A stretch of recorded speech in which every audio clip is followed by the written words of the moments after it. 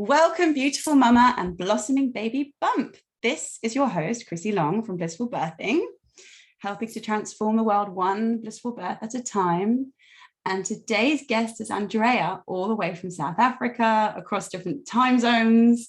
And I'm just so delighted to have her here because a dear friend of mine in Costa Rica was telling me all about the work that she does.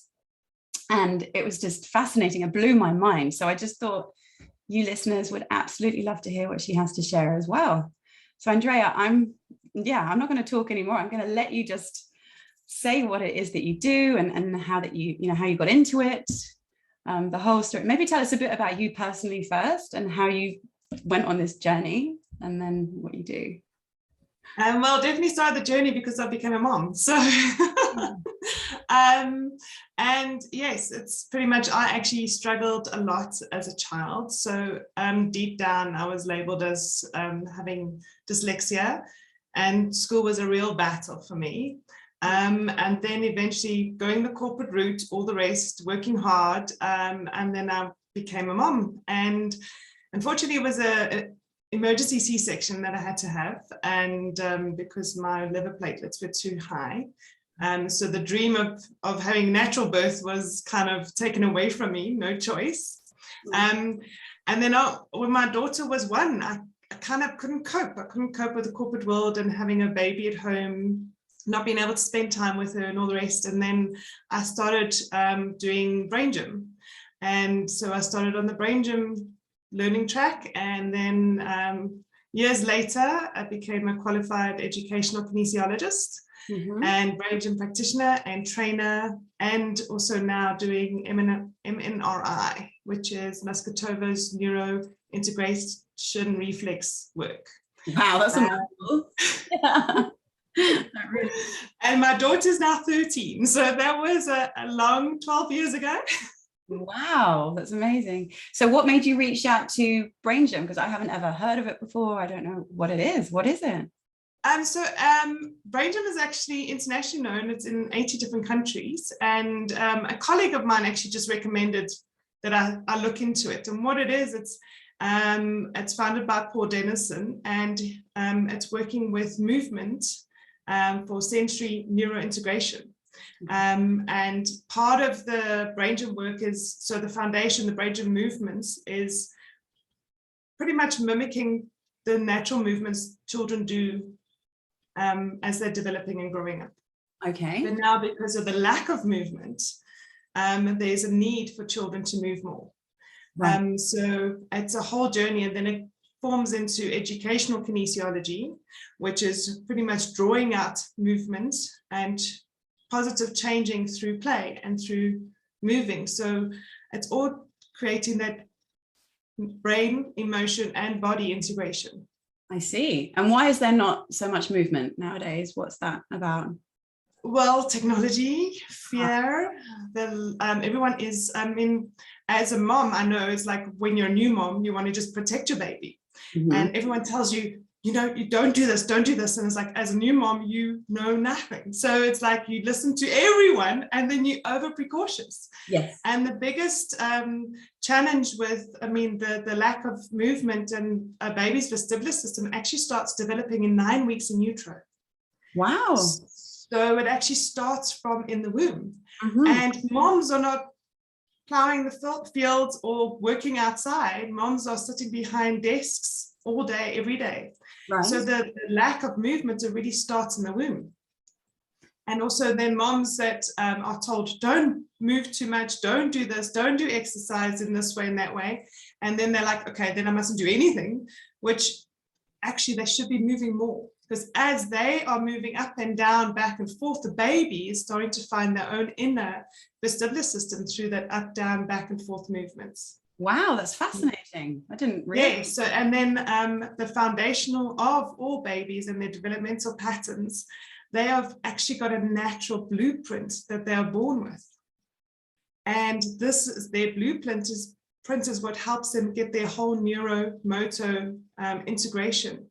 And us overprotecting out the babies pretty much limit all of those movements. So instead of them lying on their tummies having tummy time all day, every day, they're putting car seats or bumbo chairs or feeding chairs, or on Africa, the biggest one is on the mom's backs, right, which also impacts their visual ability because they're staring at the back all day. So it's all of this, us trying to protect our babies actually starts to create developmental delays because they're not following their natural pattern, which is the reflex patterns. Wow. And this natural neuro, it's almost like a net blueprint, like a house needs the foundation and their own blueprint. We have that internal blueprint. And the baby knows naturally to just reach out here, reach out there. And then through the reaching, eventually they learn how to push up and they start developing all of their muscles. But because we confine them so much or overwhelm them with all these colorful, beautiful toys, pretty much their natural movement is slower than it should be naturally. That's so interesting because, yeah, I've found that other mums watch me cringing and thinking, is she like crazy? Like she lets her kids do those things? Because I've always gone, no, if they want to do it, I don't want to put my fears onto them.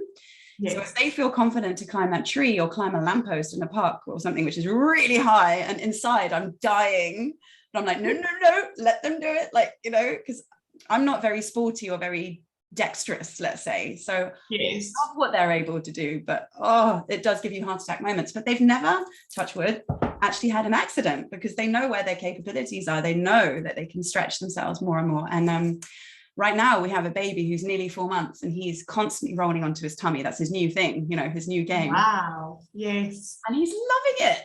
And even when he's squealing, even the bigger children are like, oh, does that mean he's unhappy? I'm like, no, leave him. Because look, he's developing his neck muscles and his arm, like until he's crying, let's let him be like a little turtle.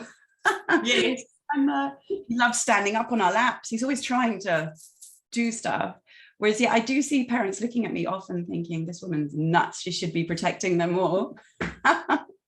So that's really interesting. Makes me feel better about myself. I'm like, good, I'm glad. And what it is, the babies naturally know, yes, we have to show the limitations of, you can't jump off the bed. Right. But what it is they know naturally, their body knows naturally what they can do.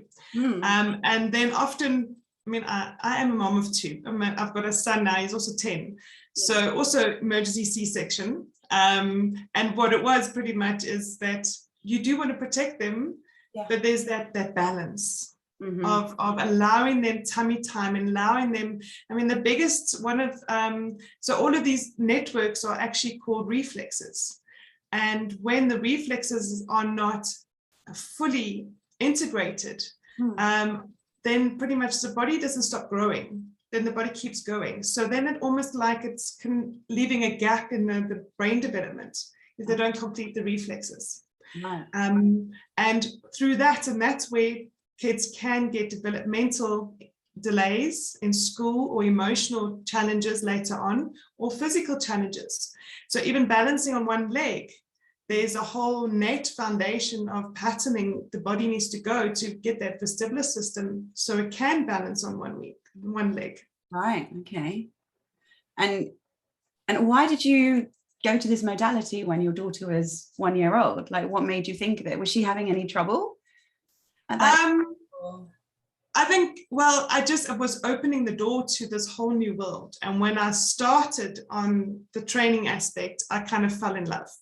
Okay. I fell in love with it. And my drive at the time was, this can help my daughter. And it was helping me at the same time, because by doing the movements myself, I'm integrating myself.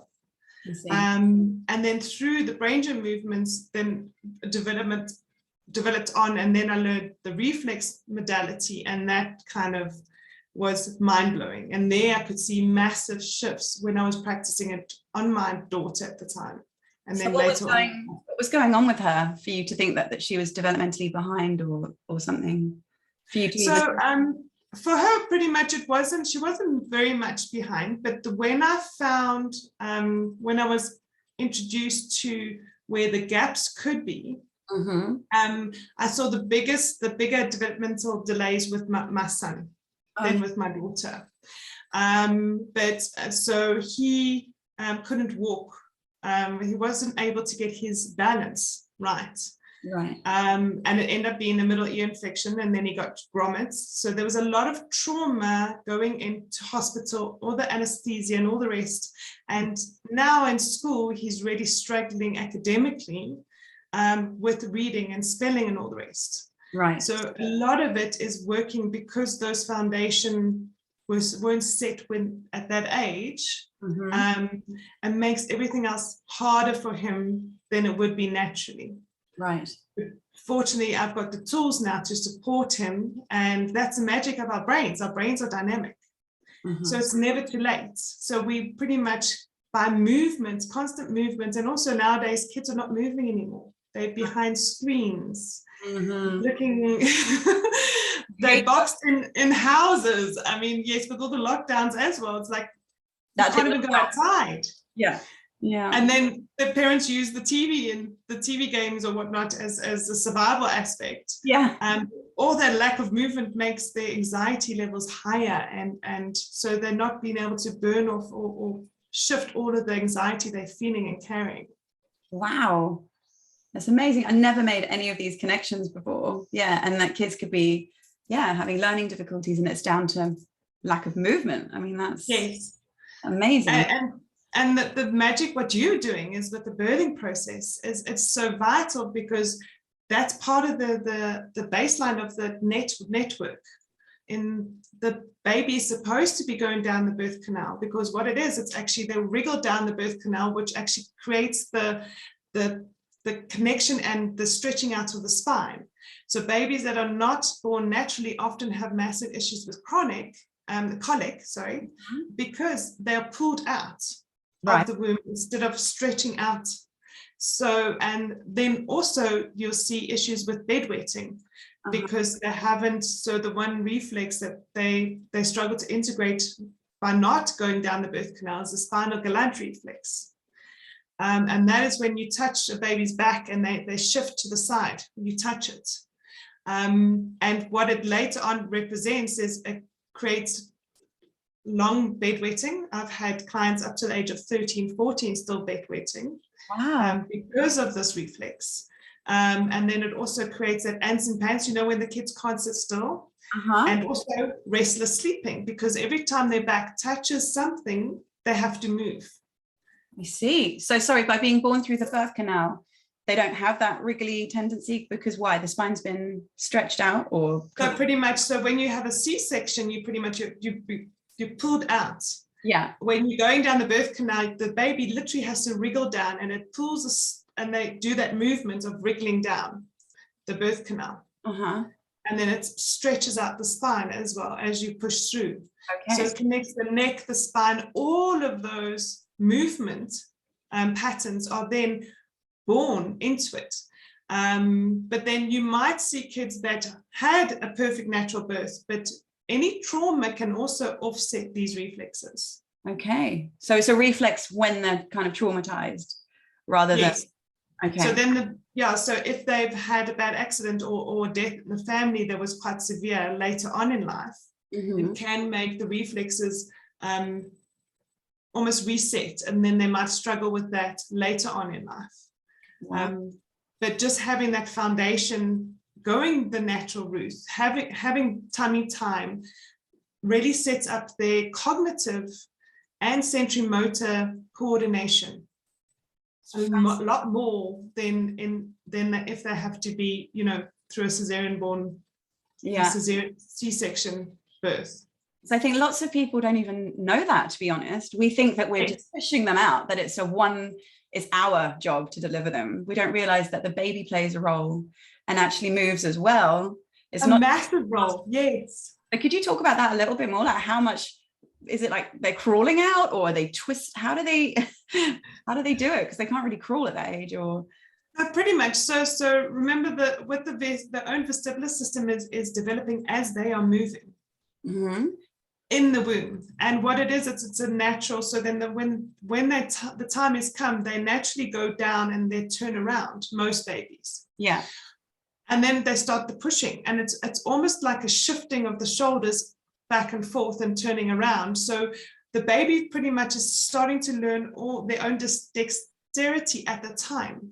Because as a baby is born, they don't have coordination of feet, legs. It's a natural patterning that the body knows what to do and how to do it. Right. And then once they go through the birth canal, it's pretty much, and they come out, it's also that bonding from birthing onto mom's chest creates bonding as well. Mm-hmm. And what I find a lot of my clients, those that are born cesarean section, or those that babies are taken away from mom immediately, there's a bonding issue. And that's also a reflex. Yeah. And then that leads to babies either being over clingy, not wanting to let go, and separation anxiety, and then fears later on in life, or they are very standoffish. They say, don't touch me, I can do everything on my own. Right. So it can go from either extreme. And we just think the child that's naturally who they are, but it's because they have an inner need within them that hasn't been met from the birthing experience. Right. Yeah. Yeah, it makes so much sense. It always breaks my heart when you hear stories of the mummy and baby being separated, sometimes for hours or days, and you're like, oh my God, just, viscerally, it pains you to even think that. It does. And it happened to me with my son, and I think that's also part of the reasons why there was a lot of more challenges with him than with my daughter, because he swallowed the amniotic fluid when they took him out. Right. And they rushed him off to ICU.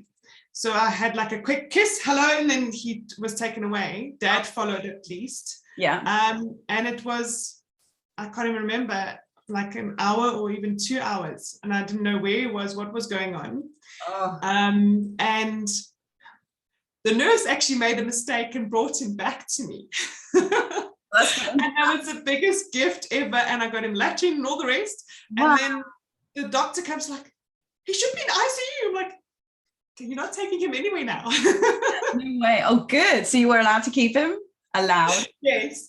So, but he overcame, and he didn't get any infection from the whole experience, fortunately. Yeah. But later on, what I did find is he was excessively clingy on me all the time.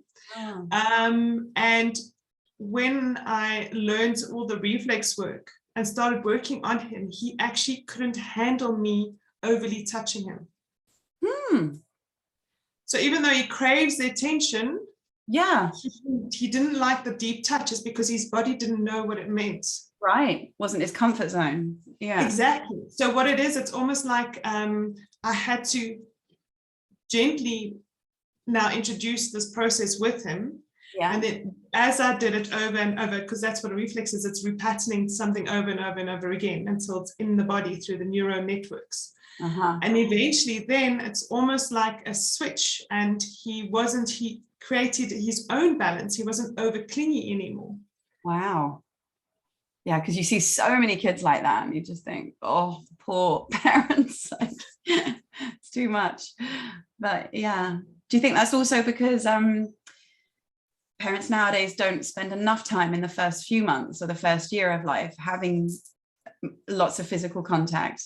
Because I find it quite strange how often parents are like, yeah, you can go in your cot in another room and we'll have, something to monitor you, and they're just put down all the time. Whereas, I try when they're new to have them as much skin on skin with me. If I'm awake till 10 o'clock or 11 watching something, the baby will be with me, yes. And we sleep with them and everything. So that when they're around 2, they're so independent, fiercely independent. They don't need me at all. They don't need you anymore, no.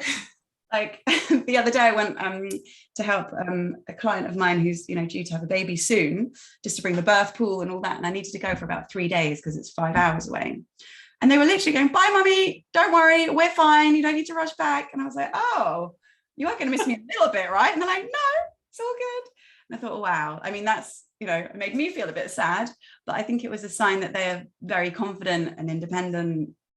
And they have trust in their own selves, and in the way you brought them up. You've brought them up to trust in themselves. Yeah. And that makes a massive difference, because a lot of the clients I see, so many of the children's issues are actually they're carrying the things for the parents. Mm. Yeah. The parents' anxiety, the parents' fears, the parents' trauma, and all the rest, and they carry it unconsciously and act it out. Yeah, of course. Yeah, makes sense. Wow. So tell us about the other modalities that you trained in, or is that all of it like wrapped up that you well, there's a lot of different offsets.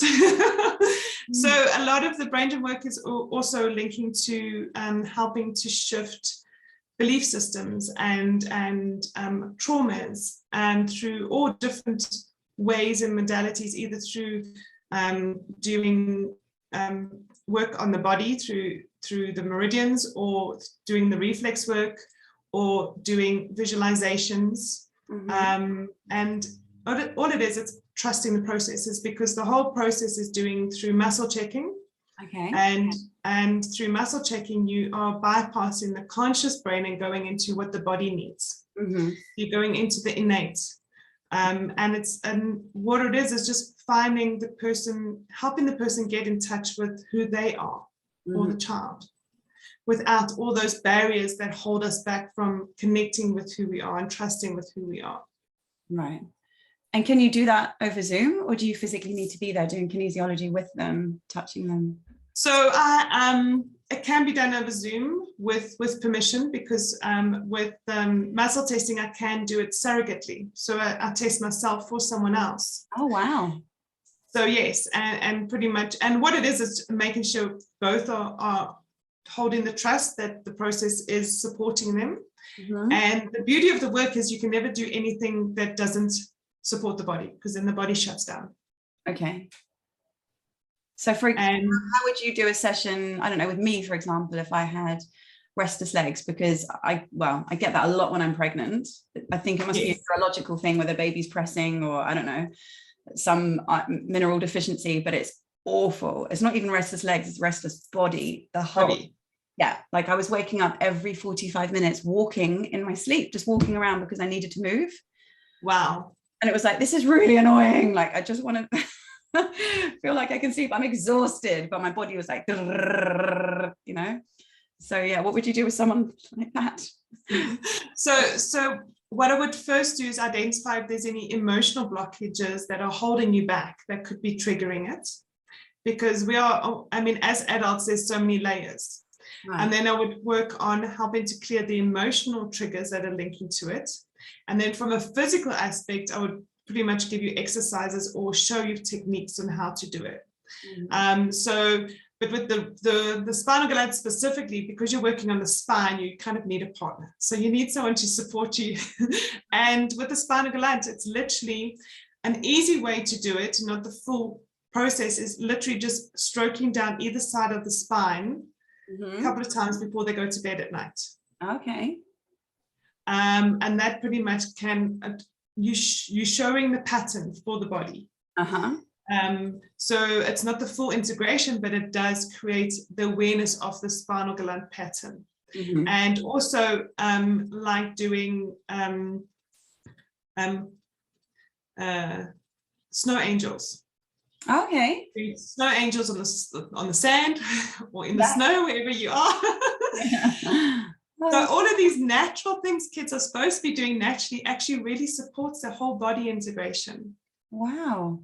And the biggest thing, if I could leave the listeners with one thing, is that with the whole bonding, and I think the easiest way to explain it is that bonding is almost mimicking being back in the womb. So to reinforce the bonding is actually doing it like a tight, deep tissue squeeze on the child, or even on the adults, because we also need it. Yeah. So how I tell the moms is pretty much is just taking the arm and gently squeezing into the deep tissue of the arm. And you hold it for 8 seconds, and it's almost like a deep touch, but it's not a painful touch. Right. And then you're moving all the way up the arm. So you're doing it for a child, you can use both hands and going up the arm. And you repeat that 3 times. And during that process, you'll see it's very calming. I mean, if you try it yourself, just giving holding your one hand over your wrist. There we go. And the other one on the other wrist. And you just do a deep touch. So deep squeeze. Hold it for 8 seconds. And then you go up. Hold it for 8. All the way up to the shoulder. Can you see how calm and relaxing that is? And actually you do it again instinctively to your kids, don't you find? Like, yes, you don't know why you're doing it, but because they've got those chunky little thighs and those chunky little arms, and you just sometimes give them a little squeeze, don't you? And with me, it brings out like the cannibal. I can literally feel myself wanting to bite their little sometimes you just can't help it without hurting pain, obviously. But I see even my older children do it to the baby, especially my eldest. He's like, Mommy, I can just feel the saliva pooling in my mouth and I have to bite it. And I'm like, all right, just go gentle.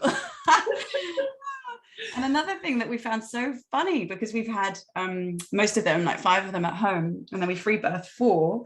So we're really more like, we can do what we like. No one's telling us what to do. With amazing. 5th, when Khaleesi was born, Luca wanted to cut the cord, the eldest one, so he did that after an hour. Oh, wow. He was just holding her for a bit while I was having a shower and birthing the placenta. And when I came back into bed, it was so funny. He was licking her, like licking her head and her face. And I was like, what on earth are you doing, you weirdo? And he's like, she just smells so good. And I just feel compelled to do it. She doesn't mind. She doesn't know. She's asleep. And I was like, okay. But then I Googled it. And apparently it's totally instinctive behavior, because it's the pheromones that she's exuding. And it's totally natural. And again, in hospitals, they put hats on them. So all that is stopped. All that instinctual behavior, where you would bond because of smell, as well as everything else. So it was really funny going a bit off piece and doing it free birth style, because you see things you never hear of in a hospital setting. Oh, wow. That's incredible. What a weird family we are. But then actually it's normal. Yes. The instinctive way. The instinct, not the normal we know, but it's the instinctual. Exactly, the instinct's normal. And everybody who holds babies, they always say that, don't they? Oh, the smell, the baby smell, if you could bottle it. You're like, yeah, it's part of that too. So that's interesting that the squeezing is okay, because we do it a lot. Oh, good. Yes, and all of these things are instinctual. The thing is, we don't listen to those instincts much anymore. Right, and exactly, and we kind of go, right, we should stop it now. This isn't like rational behavior. Stop, squeezing his buttocks. Or Oh, too funny. That's so great. So can we speak a little bit more about, not that, like we said, C-section is something you can help sometimes. Obviously the course I'm doing is like best case scenario, everything going well. Natural birth is the ideal, because it just minimizes trauma, essentially, is what, I'm not doing it to be someone who's judgmental or martyr to pain or anything like that. It's more because it just makes life easier for both mummy and baby, if possible, and helps with all these instincts. I think it starts the whole cycle of it, because everyone says, oh, you're not born with a manual when you're a parent, but you kind of are. There is a blueprint there. If everything's related, you just have to listen to it and cut out the noise from everybody else with their opinions. But like, why in your opinion is it better to have a natural birth than C-section if you can help it? Because so many women now are doing elective C-sections because they're scared of natural childbirth. They're so riddled with fear. Just to kind of recap, what reflexes are helped, and I guess more in layman's terms, why is it better? Yes, why? So the biggest one is pretty much it helps the sensory motor development of a child, and it almost sets them up to follow their natural blueprints, so their body knows what to do next. And it also, even though it seems like it's a traumatic experience, natural birth, but actually cesarean born babies have more trauma because it's not a natural instinct. And then just the bringing out of being cut open and then the baby not being ready to come out also has an impact on their development. Right, because you think you're doing them a kindness, not going through a birth canal and just being airlifted out. That's always what I thought I would do. you know, before I had children, I was like, there's no way I'm having, you know, a baby naturally. It just sounds so barbaric and torturous for both parties. So yeah, how is that being born through the birth canal with the motory sensory reflexes being activated? But how? Like, because there is a bit of adrenaline that's needed as well, right, for the baby to be born and all that. And they say, oh, the baby's heartbeat's going up, the heartbeat's going down, and that's all normal. But they because they're working very hard. Yeah, but they often scare mothers so much and use it as an excuse to then do the C-section. Yes. Right? Yes. So and what it is, it's pretty much it's not everything in life. I mean, we know that life has its ups and downs. Yes. And it's almost like that first breath of air as the baby comes up is their life force. Mm-hmm. Okay. But often through a C-section, it's not through a natural process. So it's almost like a shock to the system. Mm-hmm. And that can be linked to the breathing reflex too. And the breathing reflex links to us, actually, our power is our breath. Because the only thing we can really control in life is our breathing. Yeah. And as children that are born cesarean born have a higher chance of creating breathing difficulties because of them having that trauma through the C-section, right? Rather than having the natural breathing when they come out and take their first breath.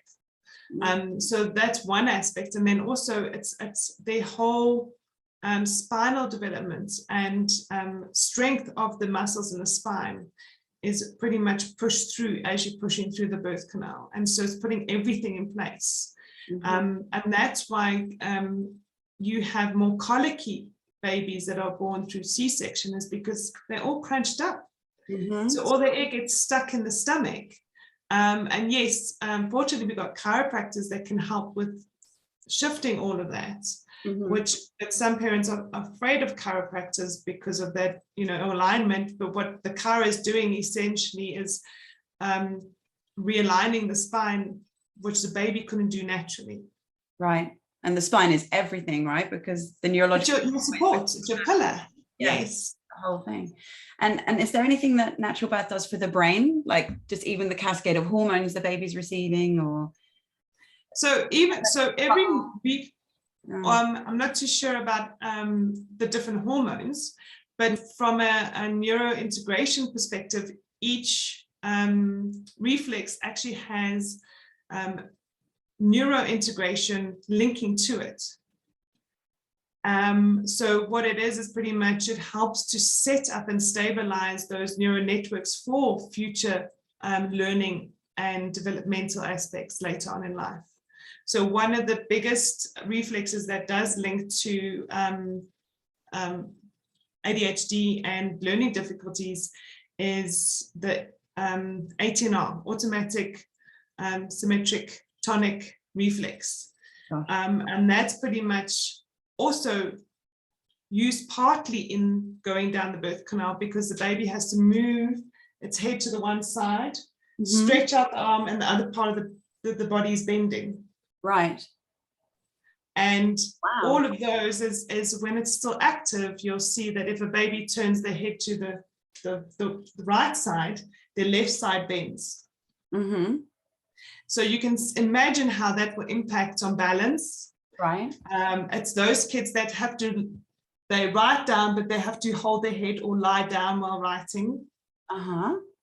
And then if the body is working so hard just to keep the spine up straight, how much can they focus on cognitive development?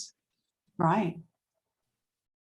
Wow. And that's the biggest thing, is pretty good. The body is working so hard just to sit or sit still, because every time their back is touching something, they want to move, and the teacher says, don't move. So they're like focusing on don't move, don't move, don't move, instead of hearing the teacher explaining the cognitive aspect. So it's your developmental patterns and your progress. So the body has to be fully stabilized, full cognitive awareness and recall and for learning. But when the body is not stable, then what is the priority? The stability in the body. Right. before learning. Okay. So should you really, I mean, obviously you should go to a chiropractor and do work with someone like you, but through what the movements they're making, they're actually trying to stabilize themselves, right? So should you just let them do that? Like if there was no other outlet, you should let them move and let them wriggle around. And exactly. The best thing is actually tummy time for a baby and mom on the floor with baby. Okay. Why mom on the floor with the baby? Because give security. Oh. Pretty much the most important person in the world for a baby is their mom and dad. Yeah. And babies learn through mirroring, through mimicking. So it's pretty much the more tummy time you spend with the child, the more awareness you're bringing them into the three-dimensional world. Mm-hmm. And you're the most important thing to a baby up until the age of 2. Yeah. Yeah, it's amazing. It's a lovely thing. You're the king and the queen of the world. There's no one can beat mommy and daddy at all. And then they become teenagers. So enjoy your 2 years of being up there on the pedestal because you were yes. Yeah. And it's not about quantity time, it's about quality time. Okay, that's reassuring too, because I'm quite busy. So I only probably spend, I don't know, 3 or 4 real hours with him at the moment because with the others and doing school runs and it's busy. Life is busy, but what it is, it's when you are with the baby or with your children, it's being present with them. Mm-hmm. Stop the thoughts, stop the to-do list and say, okay, I need to be present with my child right now. That 10 minutes, that 10 minutes of being present with them fills them up more than you sitting next to them for 2 hours. That's amazing. Yeah, exactly. And that happens a lot. Again, you see that where they're kind of, parents are sat with their children while the children watch a movie and you're distracted on your phone because you think, right, I've got a moment, the TV's the babysitter and I can get on with stuff. But I always have a go at my husband for doing that. That's what he does a lot. And I'm like, put the damn phone down and be with them because they can feel if you're not present, even if it's just watching a movie. It's a shared experience. And if you're not there, they know it, you know. They know it. And that's why they get distracted. And that's why they start interrupting. And that's why a lot of babies start and children start getting, they say misbehaving. But what it is they are trying to get your attention more than anything else. Exactly. I don't believe there's naughty kids under the age of 7. It's children that have got a need and they don't know how to fulfill it. Yeah. Or their needs are not being met and they don't feel safe. Mm-hmm. That's really very, very important for us to listen to because, I think it's so easy to label kids as bad or naughty when they're not at all. They're craving that connection. Yeah. And also their own instinct is massive and we don't listen to them. So it's like the old say, no, go give your uncle a hug and a kiss, and the child doesn't want to, they withdraw and they're forced to it. It's almost like you're forcing the child to do something that doesn't feel right for them. Mm-hmm. So it can lead up to them going into dangerous situations because they're not listening to their inner voice. Yeah. And how many of us, I think our generation anyway, don't know how to listen to our inner voice? Or I'm just learning, I have to say, in the last few years, especially with this whole COVID madness, to start listening to it. Because, before it was all about people pleasing, other people matter more than me, keeping the peace, just be a good girl by being quiet and not saying, I don't feel comfortable with this or, but not being truly sovereign to yourself. That's what society tells us to do, to fit in, right? Fit in. And to be accepted and to be loved. So you'll do anything, you'll bend yourself out of shape to just be loved. But actually, you're not being true to yourself at all. So I've found the last few years quite liberating because I'm like, okay, this is so against everything I think. I can't be quiet anymore. This is nuts, and I'm like, love me or hate me, I really don't care anymore. I'm not doing this. I'm not being part of this craziness. And it's been great because it's actually been liberating for me. It's brought me people that I feel safer with, people more like me, because before I just wanted to be friends with anyone and everyone. And think, do I actually like them? That wasn't it. It was about needing the approval. And I think that's very dangerous for children to be like that, because like you said, you put yourself in situations that are not good for you and they're not healthy. And you don't know how to listen to that inner voice, which is very, very important. very important. And also, I mean, there's even a reflex that links to boundaries, which is called hand supporting. And what it is when a baby falls, they have to fall flat down with their hands in front of their head to protect their head. And so my son didn't have that at all, and he kept getting big balls on his head. Bless him. Ow. Yeah, that's not good. Kept knocking his head all the time. And it's like, at the time, you don't know what it is. And what it is his natural hand supporting reflex was not integrated. So he couldn't put his hands up in front of his head. It would go down. Right. And then he would, I mean, in preschool, he was always bullied and picked on. Because he was a target. He was a target, and he was pretty much, and he couldn't say no. So, and when you start to put these boundaries back in place, they can protect their heads, they can protect themselves. Wow. And that was just through having a C-section birth. He didn't have that reflex. That's that. Well, so that and the trauma at a year old when he had the grommets done. And then shortly after that, my father passed away. So there was a lot of trauma in a short period of time. And you can't pinpoint exactly what happened when. A combination of everything. Yeah. Yes, but you can see that that's what happened. And when I understood that, it's like, wow. And now it's pretty much, so when I do work on babies, and that's where I go first, I'm like, where are your boundaries? How can you protect yourself? So how do you teach babies how to do it? What do you do? Like, start of interest? So with the baby specifically, I do a lot of face-to-face with the clients I have in South Africa. But then with moms, I teach them how to work with their babies. Okay. I mean, I do also, there's a baby brain gym one-day course that I run as well. And it shows you the brain gym movements on how to do it on a baby. So you can actually start setting them all up to help them on their own developmental patterns. And how long does it take to kind of get a reflex like that in place? Or is it all very, very individual? It's very, very individual, and it can switch on and then switch off because of stress or anxiety or things like that. And sometimes it's, so when I was doing work with kids with bedwetting, sometimes it would impact it immediately and they would stop bedwetting immediately. Other times it would take a couple of sessions of it and repetition, and then pretty much, so everybody and every child is unique. Okay. And they have their own needs and abilities. But my biggest recommendation is to just let the babies move and let the kids move and play outside and engage in life. And movement is the key, because through movement, they are actually repatterning these reflexes themselves. Right. But sometimes, that's where the work I do, and there's a lot of people that also do the MRI work internationally and the reflex work internationally to help support those, because it does really have a direct link to learning challenges and emotional challenges later on in life. Amazing. Because I just went to see a school locally, because I just cannot find a school that I'm happy with for my older kids, because it's all, either masks or vaccine passports, but talking about vaccine passports, and I'm like, or really expensive or really far away because the roads here are terrible, so it trashes your car.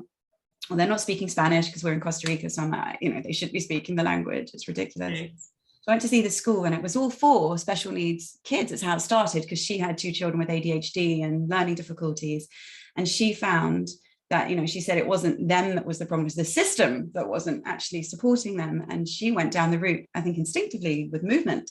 And the school I went to see was all pretty much outdoors, 33 acres of land, horses, woods, treks, trails, trampolines, climb trees with ropes. I was like, wow, it's paradise for my boys, because they're so active. And I was like, this is great, right? And then a little bit of learning, but she said, boys especially are not made to sit at desks for 8 hours a day. It's just like totally unnatural.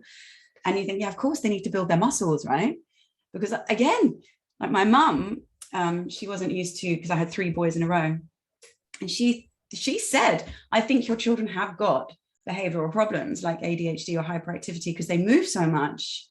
There's something wrong with them. They're climbing, they're jumping, and it was a lot to manage, because you're like, oh God, are they going to stay alive? That was literally my only aim in the day, was keep them alive.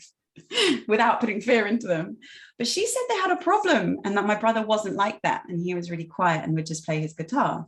And I was like, Mummy, I think they're just healthy boys. I think they're just, this is, if you look at a dog or a cat, they're real boys, they're active, aren't they? Like animals are like that. So I was like, I think that's what young creatures do. I don't get it because I'm old and I'm female. The last thing I would want to do is climb that thing and jump and destroy, but they need to.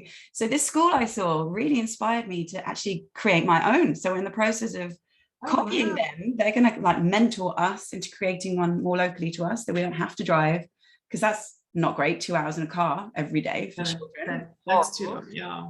And one of my sons started crying just at the thought of it. So I was like, okay, we'll find another solution, don't worry. But yeah, we need to find some land, because I found a little property. It's a lovely house, but it doesn't really have a garden. And again, I just thought the main appeal of the other one was that they can move. They're outdoors, they need the space. So that's really cool that you're saying all this, because I'm like, okay, I'm on the right path. Like, this is definitely important. And they had no screens at that school. The parents were literally begging, because after, you know, COVID, for a year of a lockdown or something, they were like, please, when they start the school, no screens. So she's like, no, it's all activity based. And so yeah, that's so cool. And you work with adults too, or is it mainly children? No, it's adults and kids and the elderly. I've even done work with some Parkinson's, people there with Parkinson's, yes, because also movement is key to them as well. Yeah. And also, I mean, as we move, we're creating neurological pathways in the brain. Okay. And what happens is when people get old and then they stop working, it's almost like they have no purpose, and all they do is sit down all day. So they're not moving and integrating the brain and bringing awareness to their cognitive thinking. So that's where forgetfulness happens. I mean, there was one study that says that 86% of the elderly that dance don't get Alzheimer's. And it's all linked to movement and learning things new. Wow. And it's fun. It's not like it's even difficult to do that. No, exactly. And it's just moving and creating new nodes. Our bodies are meant to move. Right. Absolutely. I saw one of these cartoon animation things recently, and it was horrible. It was, you know, futuristic, and it just showed people sat in chairs in front of screens the whole day, and there was literally no muscle tone to them. They couldn't even walk. They're like babies. And I thought, that's not going that far off. That could be a possibility, you know. I was like, oh. But then living somewhere like here, because we're, like I said, in Costa Rica, in the blue zone as well, it's fascinating to see the generational changes. So the generation above me and above that are super fit. Like, there are literally 85-year-olds here still climbing trees, walking on that. Wow, it's amazing. My boyfriend's dad was walking on his hands the other day, showing us tricks. He's 85 and he's ripped. He's got muscles like you wouldn't. He gets papayas himself every morning. Like, it's incredible. And they've always been into movement. And my nanny's boyfriend was saying how, even though it can be hard sometimes, you know, with a machete for 3 or 4 hours, getting the jungle in control, being so physical, he's like, but I feel strong and I know I'm healthy. And you're like, yeah, no one does that anymore. No. Like, they don't. And that's what our bodies are born to do, is move. Yeah, and their bodies are amazing as well. You know, you look at them like, that's how we're meant to look, you know. And it's so funny, because then my husband will be like, this is so demasculinating, having this 29-year-old Tarzan in our home, and look at me. And I'm like, yeah, but darling, you're in front of a screen all day. Of course you don't have the same muscle tone. It's not just our age, it's the fact that we do not move the way we're meant to, because his dad is more ripped than my husband and I, you know. It's like, it's 85. So it's like, yeah, we've just lost so much connection with ourselves, nature, what we're meant to be doing. There's no way we would have been, you know, sat in front of screens before. It just doesn't feel right. And now that my husband's taken a few months off work, because he just felt really like down and depressed and couldn't figure out why, going to movement screen is killing him. He's like, I can't bear it. Just an hour of it. I need to like leave and move and do something. So yeah, we're like, well, let's try and incorporate that in our lives more. So your biggest advice to anybody, any age, would be move. Just move, and with intention though. move with intention, because every time you're moving, you're creating new neurological pathways in the brain. And often people that go to gym and all this, what are they thinking about? They're thinking about their to-do list, and then, you know, what's a meeting and all the rest. But if you think with a positive intention, you're wiring your brain with a new positive intention. Okay, so what do you mean by that? Like, you're not going so a positive thought. My neurological pathways, but you're saying, I want to have fun, or I want to. Yes. Yeah. So a simple positive thought. Okay. So by literally saying, today's going to be an awesome day, I'm worthy of having successful relationships, or, you know, wherever there seems to be some drawback in their lives, there's often awareness of what they need to work on themselves. Right. Yeah. And often what people are triggered by is actually a gift to them to say, listen, you've been triggered because you've got that within you. Mm-hmm. So saying, pretty much finding those triggers that set you off and saying, okay, where am I like that to myself? Right. Okay. And then saying, okay, so how can I shift that? Is pretty much by going to move and doing affirmations pretty much of things that you struggle with. So like if somebody's criticizing you and you're triggered by it, that's because you've got a horrible... You criticize yourself. Yeah, you've got like a horrible bitch in there doing it, and it's too much. Yeah. And it's often because what they're saying to you is like, no, you can't say that to me. Only I can say that to me. Right. Okay. Yeah. That makes sense. And what it is just be kind to yourself, love yourself. I mean, you can only be loved the way you love yourself. Right. Yeah. And it's incredibly hard for a lot of people to do that. I think it just feels so like American and like cringy, and you're like, ew, like, what do you mean love myself? You know, nothing good about me. But you would never say that to your baby, would you? You'd be like, no, exactly. And you were a baby once. That soul was still within you, and you still need to nurture that baby that is within you. Yeah. And it's our own self-worth or lack of self-worth that actually limits us in life. Yeah. And when you see your own, and it's not an egotistical love, it's pretty much a love pretty much that you love yourself unconditionally as you are, and then you're actually opening the doors for people to love you unconditionally. Because whatever you're putting out there is what you're attracting.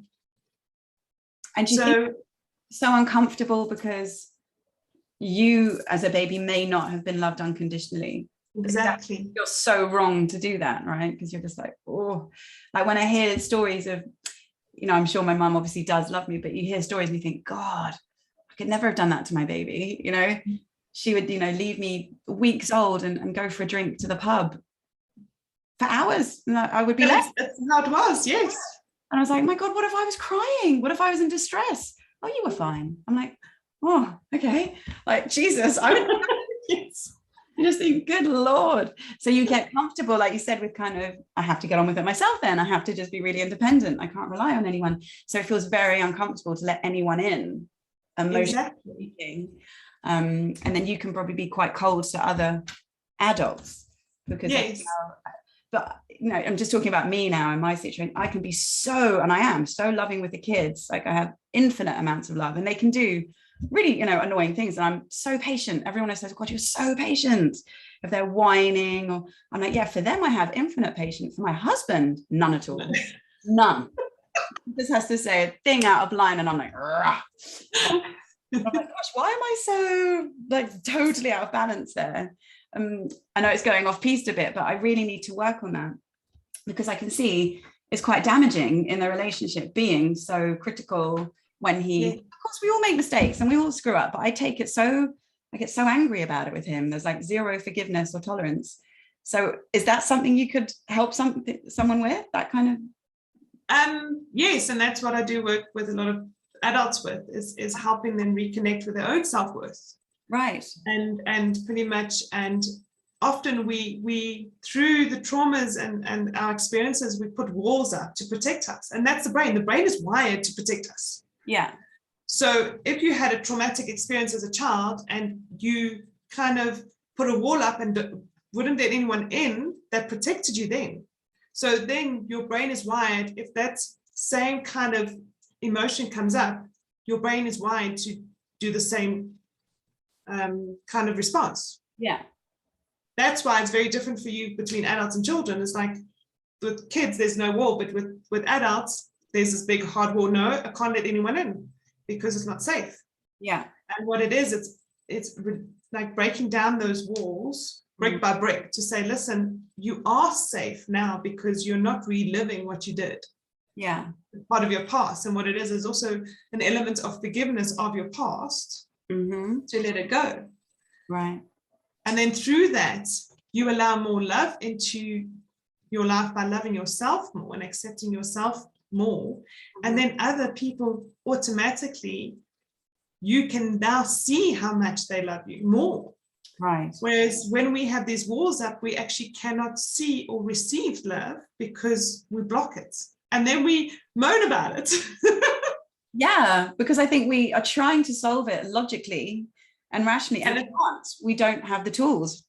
Yes. It's frustration, yes. isn't it? That's why you're moaning, because you're like, what do I do? Like, yeah, how do I help myself? Like cognitively, you know, all of this is like, yeah, but the body wants, and the brain does something totally different when I'm in that situation. Yeah.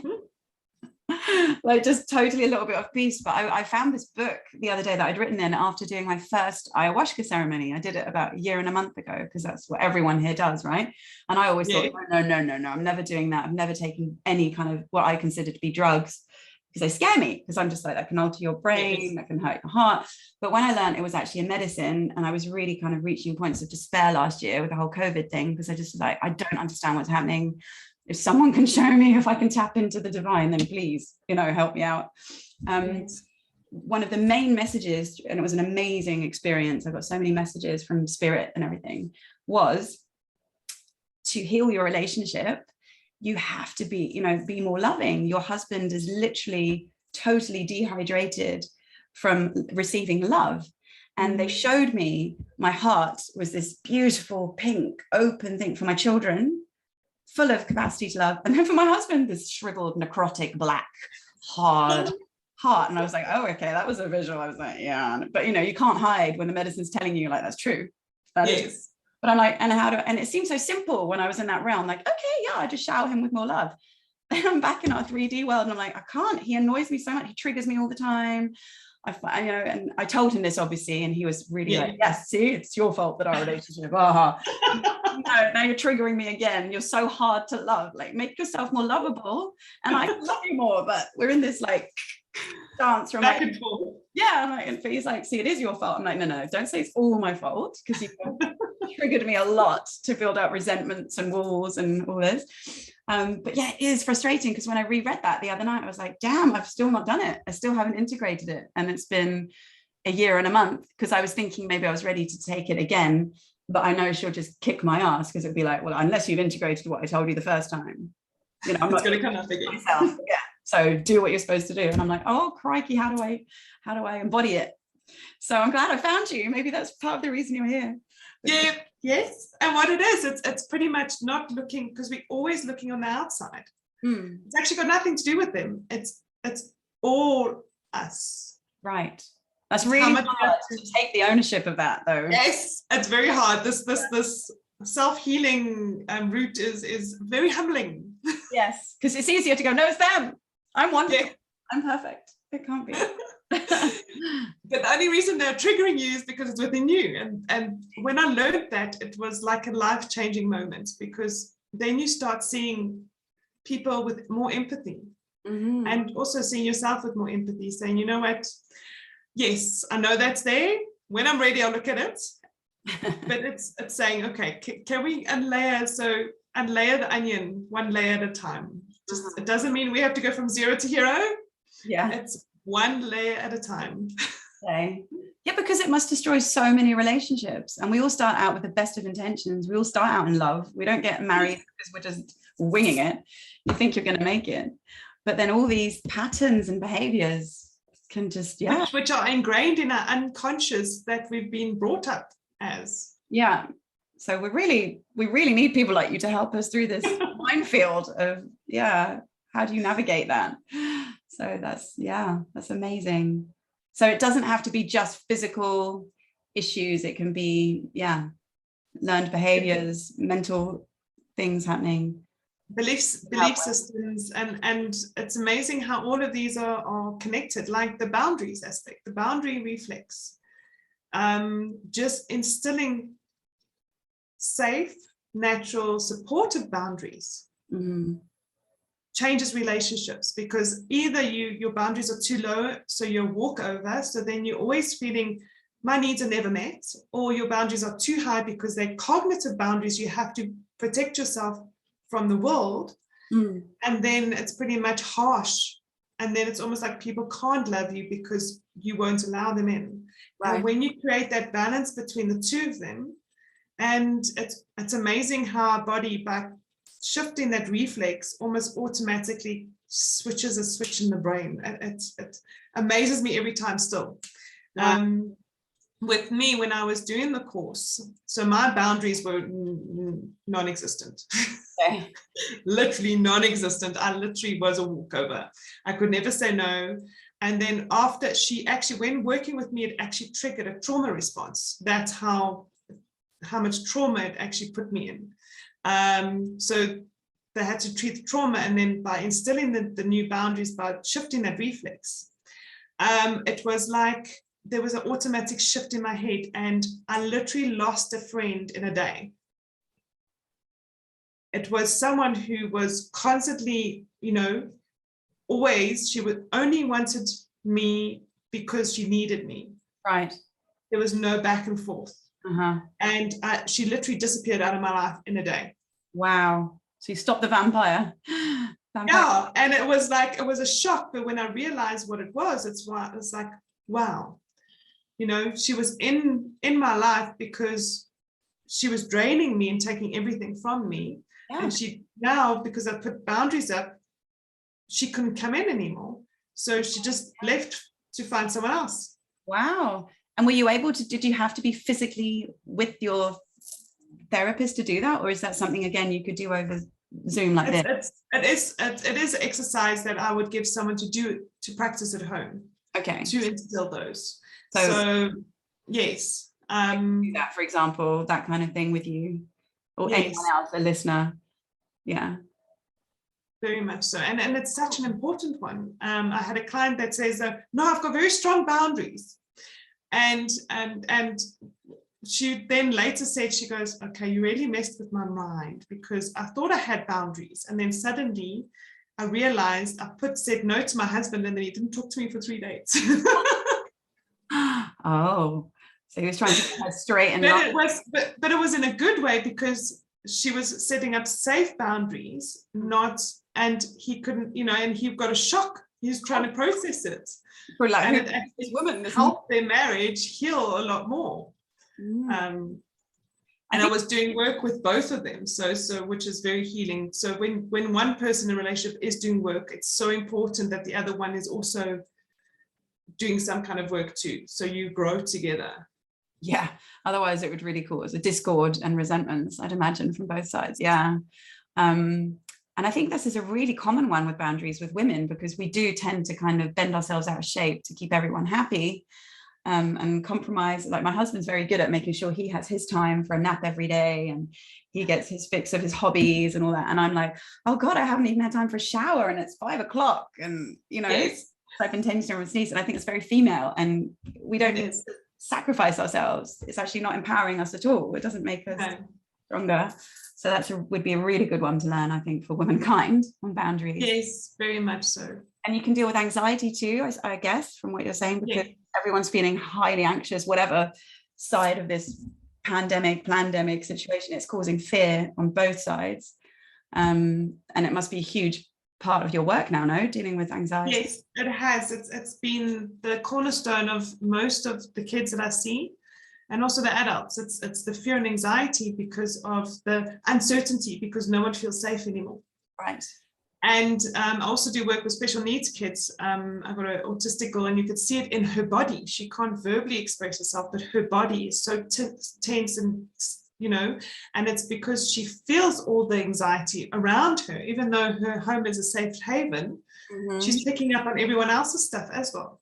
And so it's not just in your home, it's society. Kids pick up everything. Wow. Whereas adults, we've created more buffers. But I mean, if you walk into a public area, you can feel that intense energy vibrations around you. Yeah. And that's what we're picking up. We're picking up not only our own fears, we're picking up everyone else's fears. Mm-hmm. Yeah. What it is trying to find a bubble, to keep yourself in a bubble, saying, you know what, those don't impact me. Yeah. I just met a little girl the other day and she was so shy. I mean, what you term as shy. She was hiding behind her mum. She was like 5, 6. So you're like, wow, what's going on with you? Wouldn't, you speak to her like, how are you? Okay? Doesn't answer. Just looks at you, just looks terrified the whole time. And I was just thinking, what's going on there? And I really took her a long time to thaw to people. And then it was only with the nanny, our nanny, being very one-on-one with her, lots of eye contact and being actually physical, tickling her because she discovered she likes being tickled, and running with her, that she softened to her. But the minute she wasn't there, it was like just standing there. Yeah. And I was just like, what's going on? Because my kids are the opposite. They're mental, It's just like, I don't know how to interact with her. So what would that be down to? Because you do see lots of kids like that. Is that anxiety, and she's just such an empath that she's picking up on all of it? And what it is going back down to their level. Yeah. So it's sitting on the floor with her and saying, oh, you know what, give yourself a hug. I'm going to give myself a hug just to make me feel safe and calm. And pretty much, and there's a very good pose in brain gym called the hookup, which is pretty much you crossing your ankles and then you are interlinking and crossing your arms. Right. And you're lifting it up like this. And you pretty much, the hookup pretty much is almost like a calming pose, which is, I did this in my book as well. The book I wrote, to have this pose to show kids how to self-calm themselves, to put a bubble around them. Oh. So if they can find their own safe internal stability, then they can cope better. Right. And what it is the kids act up because they don't feel safe. Okay. Yeah. And that's why it's all of these tools. I mean, mindfulness, meditation, exercise, all of it is finding what is your release point. Where do you feel safe and calm? And if you're calm, pretty much the child will eventually mimic there. But your fear of, I don't know how to deal with the child, is already mimicking her fear on top of it. So then it's like exactly, so it's double. Yeah, so what it is coming out then. I wasn't skilled and I was like, move away because you're making it worse. No? Yeah. You don't know what you're dealing with. I don't know. Yeah.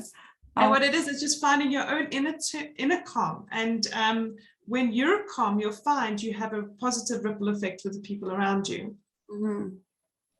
And what is it when kids don't make eye contact either? Or like, is that also... So it's also pretty much, it depends on where the eyes are looking. If they're always looking up, they're stuck in their head. If they're always looking down, they're stuck in their emotions.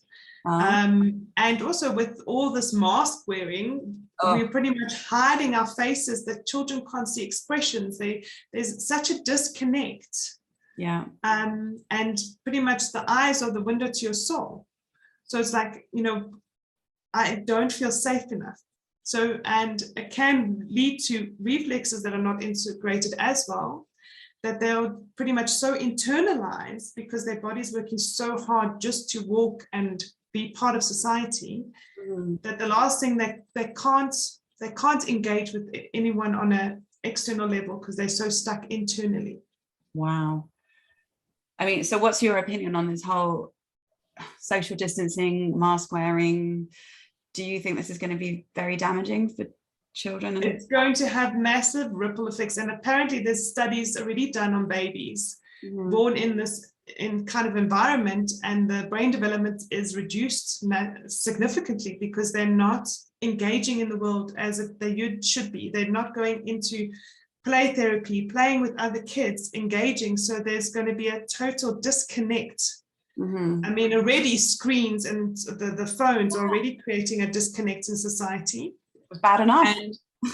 And now we're telling kids it's not okay to connect with others. And they can't even, and with talking, I mean, the biggest thing I even saw with my own son, he's struggling with learning words because the teachers are wearing masks. I'm like, how do you pronounce the word? You need to see how they're pronouncing it. And you're wearing a mask, and then he's getting all his spelling wrong because he's also auditory sensitive. So pretty much all of the noise outside is a distraction. So he's hearing a sh instead of a ch. And, you know, there's all of this extra anxiety on these kids, and they're struggling to cope. And also the whole online schooling doesn't help with foundational level. You can't do it on foundational level. No. My daughter, she flew through it, but she was 12 at the time. But my son was 8, 9 at the time, and he struggled with his English and his Afrikaans, which is our second language here, because of the lack of engagement. So I had to sit with him and reteach whatever the teacher taught. Yeah. Because kids on a foundational level, they need human interaction. They need that one-on-one. Of course. Yeah. Yes. It's like tribal animals. We're not meant to be on our own, and with the screen, it's just not the same. No. And they get distracted so easily because it's a lot of pressure in the eyes. So more kids are starting to wear glasses because their eyes are not moving. They are not looking out and far and wide. And so eye exercises should be enhanced also in the school environment, because the eyes are getting stuck by looking at screens, and they're not exercising, and the eyes are 100% muscles. Wow. So what do you do with muscles? You need to exercise them. So we need to exercise our eyes. I didn't even think of that. That's amazing. Wow. But yeah, for my course, I've filmed quite a few videos. I thought it would be 20. It ended up being like 90 or something because of all the information. But I really struggled to do it when I was on my own with just the tripod and the phone looking at me, because I was like, I'm not connecting with anyone. I feel nothing. Yes. And this is actually a very emotional topic. So what I found was I just literally had a friend stand behind the camera, and I was like, right now I'm talking to a human, and then it flowed. Yes, it makes a massive difference. It makes such a difference. I was like, who would have thought? Hey, I thought I was just camera shy or there's something wrong with me. I was like, nope, put a person there. Now I have a human to deal with. That's amazing. But yeah, I do really worry about the kids going forward with all this, and the adults. I mean, not only are they all going to be hypochondriacs and probably scared of their first kiss, even because exchanging bodily fluids is now dangerous, you know, and we're all going to die. And yes. Oh my God, like what happened to knowing that there are literally trillions of viruses and bacteria in us, on us, in the air all the time. We live in harmony. And the biggest thing is we send the kids to preschool to get sick, to build their immune systems. We tell them to eat sand, go and play on the floor. We used to. They're building up their own natural immunity. Yeah. And now that's all wrong. Now their own natural immunity is lower than it would have been, because all of the sanitizing, then no bacteria, so they can't even build their own natural immunity. Yeah, it's so evil. This whole thing is just like mastermind, awful, right? Just so cool. And I'm like, wow, how on earth are we going to get through this? But you just got to have faith that you will. Yeah. Come to the other side, and hopefully it'll be a real learning for everybody that this was totally wrong on so many levels. But yeah, wow, absolutely fascinating to talk to you. I love it.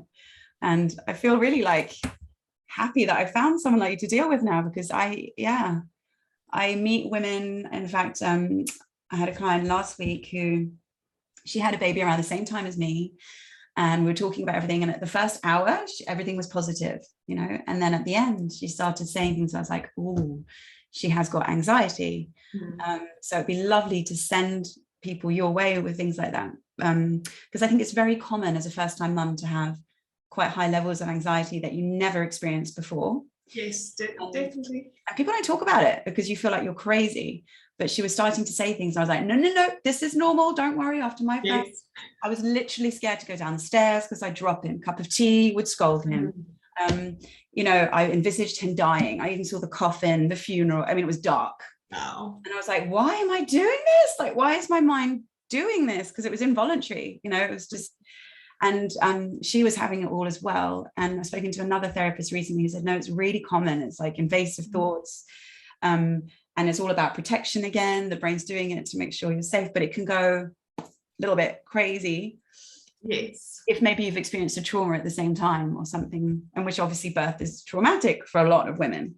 Yes. So that combined with being a new mum and all these new hormones, I think actually probably more women suffer from post-traumatic anxiety than depression. I mean, of course, depression exists, but I just think we're all anxious and no one's really talking about it because they don't know.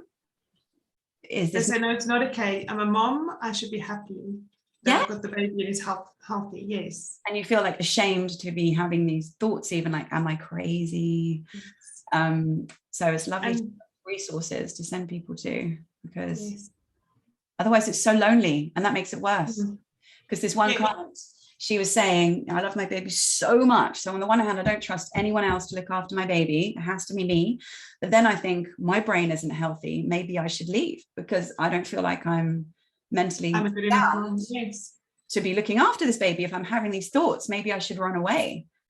Like, no, you're trying to run away from the thoughts, not from your baby, but you can't run away from them. You need help. You need someone to literally help you reintegrate, process it and get through it. Yes. Yeah. And I think so few of us know who to go to, how to do it. So yeah, what would a typical sort of session with you look like? Would it be you have to kind of sign up for a few weeks, obviously, to make some ground way? What's the pricing point? Like, how does all of that work? Just share with us.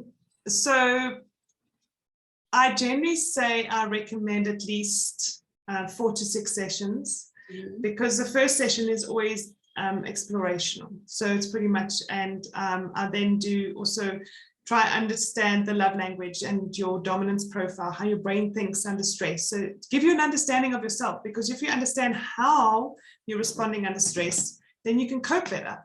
And pretty much, and that's a process. So the first session is usually about an hour and a half. And it's also then finding the safety zone, because the person needs to be able to feel safe with me. And then so I'm just trying to work out the rand dollar exchange, so it's a bit difficult. So because I work in rands, in South Africa rands, so it's depends on the exchange rate where we are, but in general my first session is about 650 rand, which is in dollars around about $46. Wow, that's really good. That's amazing. So yeah, you see the rand exchange rate is very low. Yeah, I was going to say, I think you need to up that. That's actually 2 for an hour and a half. No. I was expecting about 3 times that. Okay. But it's also, I do this work to help people. So I mean, I don't do it there's no, I don't want to rip people off. It's pretty much, I'm doing this because I love the work and I love making a difference in other people's lives. It's nice to not be discriminatory with how much it costs, because often people that need help they couldn't afford 150. They can't afford, exactly. So they won't do it. And then it leaves them kind of disabled with this condition. So that is really lovely. Yeah, that you can do it. But you don't also want to make sure your energy exchange is good as well. It's good as well. Fair, yes. Yeah. So yeah, maybe that's a really great price to start from for people this side of the world, but maybe you could say that's the minimum. But if you feel the session was worth more, feel free to donate more so I can continue my training and my work. That's what I would advise, because lots of people, thank you. lots of people could afford more than that. Yes. Yeah. Anyway. You see, I work on what we earn from this side, and pretty much, and so it's with the exchange rate, it's definitely a bargain for the international people. Yeah, sign me up. Absolutely. Okay, and then the following sessions would be an hour or an hour and a half? Yes. Also, well, I never limit a process. And what I do is, but in general, it's about an hour, and sometimes it can go to an hour and a half. I have had clients going up to 3 hours. So it depends on what you're working with, and but in general, about an hour. Okay, but that's lovely that you actually do hold them in the safe container if they need it, rather than, right, our time's up, off you go, good luck. Yes. No, it's so important that I guide the process. Okay. It's your process pretty much, but I'm just guiding you through it. And if it's rushing, then it actually creates more harm than good. Yeah. Because I also don't want to leave the person hanging saying, oh, we haven't completed this, but time is running out. I'm like, I had that with one client. She goes, no, I have to go now. I'm like, okay, well, we're connecting tomorrow. So let's follow up tomorrow. So I can just complete. And what it is making sure there has been a positive shift in every session. That is my aim. That's brilliant. So you kind of discuss with the client what you're going to be treating, and then after the 4 to 6 sessions, they decide that they're good, that they've healed that area. Okay. Wow. Well, I love it. Definitely sign me up, and my husband. Fantastic. I would absolutely love it. I think it would be good for couples in general, and to be better parents, and just better all round, because I'm finding my tolerance is really bad. Again, this whole COVID situation has put out a side in me that I never knew I had. I have so much anger and rage towards what I consider utter stupidity. And why don't we all see through this? And I'm like, wow, where's the compassion? And I keep saying to myself, love and light, Chrissy, love and light. But, inwardly I'm going, fuck love and light. This is, and it's like, how do we get there? Because it's not working, just saying love and light, definitely not. So it would be helpful just for that. Yes, to release all of that anger. And the thing is that everyone is surviving from their limited knowledge that they have. People don't know what they don't know. And that's all it is. It's almost having empathy for people that are so stuck in survival and fear that they can't see the bigger picture. Right. And I need to find the empathy, because it's not like me. I'm normally so kind and so nice, and now I'm really not. I can just feel intolerance, and I'm like, wow, we need to shift. This is not constructive in any way, shape, or form. It's creating a bigger divide, and I think that's what the sort of dark forces doing want. They want us to be more and more divided. Even though I may be someone who I think sees more of the full picture, I'm still in a low vibration because I'm full of all this anger. So I'm like, okay. And I think there's lots of us like that. We see the bigger picture, but we're stuck in a bad place anyway. So it still isn't better. It's probably worse than the people that don't see the full picture, but they're just worried about the virus. Yes. They're actually not as kind of tormented as us right now. So I think if people knew what you do and you were more out there, you'd be very, very, very busy. And how does that go? How far in advance do we need, to give you notice to start? Are you very busy? Well, as now our school's closed now, so things are actually, for me, things are quieting down. So a lot of my clients are going on holiday and taking breaks and all the rest. So I'm quite flexible now going into December. It's like today I had an admin day, and then I had a client say, like, how's your afternoon looking? I'm like, well, I'm pretty flexible. He goes, can you see me now? I'm like, okay. That's great to be so spontaneous and impulsive. I love it. And you need to, because when people are in need, we don't plan. Yeah. And it's like, okay, we need something now. And then I've seen, other therapists that they've got great reputation. Like, okay, I really need help. I finally made the decision to trust you and to go for it. And they're like, see you in 2 months. You're like, oh my God, that's not going to work. And that's pointless. Yes. Yeah. And then you kind of get angry, like, well, you're not there for me then. So yeah. Yes. Yeah. Oh, that's wonderful. That's great to know. All right. Well, I will message you after this then, and we'll set up an appointment for my husband and myself. Fantastic. Looking forward to it. Is there anything else you'd like to say? I mean, we've covered a spectrum of things there. It was meant to be just on childbirth, but I think that's entertaining listening for everybody. It's really been great. Anything you'd like to part with or leave people? Well, all I can say is that be kind to yourself. We can only do the best we can do, and just release the expectations and judgments as much as you can, and focus on what you can do in this moment. And that's all you can do. Yeah. And just breathe through each moment, and remember to move. Okay. Wonderful. In a positive way. So yes. Yeah. Oh, thank you so much for today. Absolute pleasure. Thank you so much. For the listeners out there, I will include all of Andrea's contact information and website and everything, should you feel the need to reach out to her, which I think we can all agree would be very, very beneficial. So yeah, thank you so much. And have a beautiful day. Thank you so much. It was lovely, Christy. Really lovely. I'll be in touch. Okay, great. Thanks. Hey beautiful mama, this is Chrissy again. If you want to find out more about me or on how we can work together, just head to my website, which is blissfulbirthing.com, and from there you can scroll down the page and you'll see the links to my other social media channels on there, and it would be great if you could follow me on there. And can I also ask you a massive favour? Could you rate and review this podcast? Because that way we can help reach more women like you who want to join a nurturing birthing sisterhood like this.